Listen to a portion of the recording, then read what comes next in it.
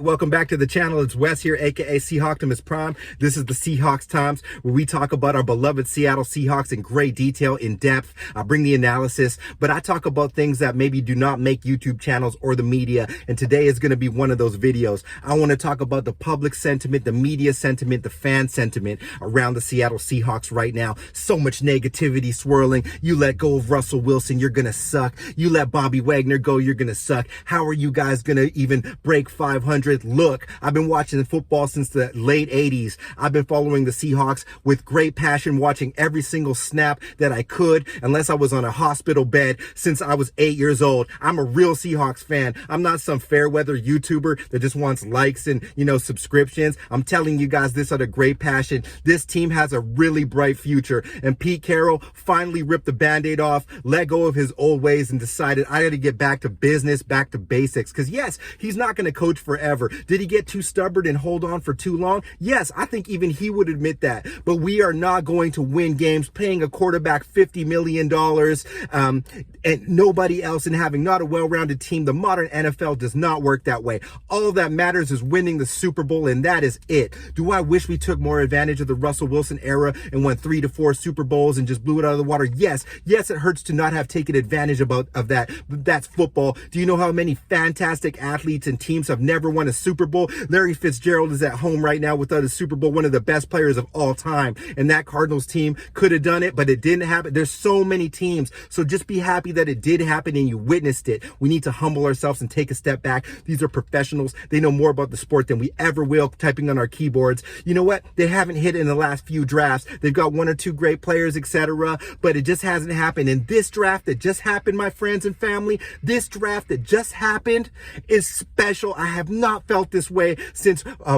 Bobby and Russ came on the team. I have not felt this way since we discovered Sherman. I have not been this fired up since that time. Charles Cross is a generational athlete. Abraham Lucas, we were suspect of that pick. He looks like a generational right tackle. Woolen, Bryant, those guys could be epic corners. We have Ken Walker. That guy could just be so special, and we already have Penny on the roster. Look, we've got to find a QB. I get it. Locke may have never been the answer. Gino's not the long-term answer, but if the Seattle Seahawks can put somebody in there, the names: Will Levis, CJ Stroud, Bryce Young, KJ Jefferson, Anderson. If any of those guys or someone I don't know can step in there and be one of the great quarterbacks, we are going to win a Super Bowl with the talent we have on this team. And I don't know when, but it can happen again. They have set up this team very well with Sean Desai. These are epic young coaches. We have a bright future. And I would tell you with all of my heart, if I thought this team was trash, I would tell you that. And this year, yes, maybe some of you guys are right. 4 wins, 7 wins. All I care about is that they compete. And I do believe if everything falls into place with this team this year, they could sneak in a wild card, because we're going to have the greatest running game in the league. I think so, with depth. If Charles Cross can be what I think he is and the tight ends stay healthy, we can march on teams. I don't know if we can convert. Do I respect you? I do.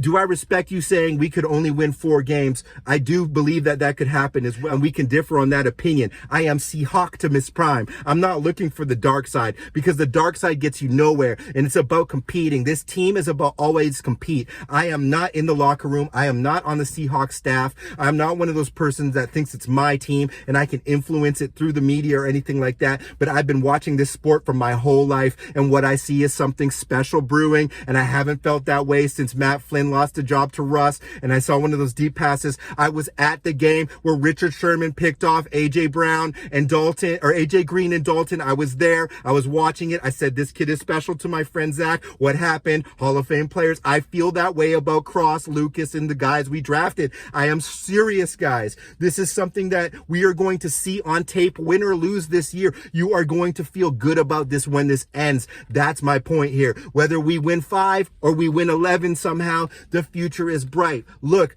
back to the Super Bowl thing. Do you think that the Cincinnati Bengals are sitting in practice room right now going, man, we came so close to winning the Super Bowl last year. Man, that was great. It doesn't matter if you come second place. The NFL is all about winning the whole thing. Everything else means nothing. And Pete is going for the gold. Yes, we've missed a little bit in the past here, but we're back on track right now. And if we hit in this next draft,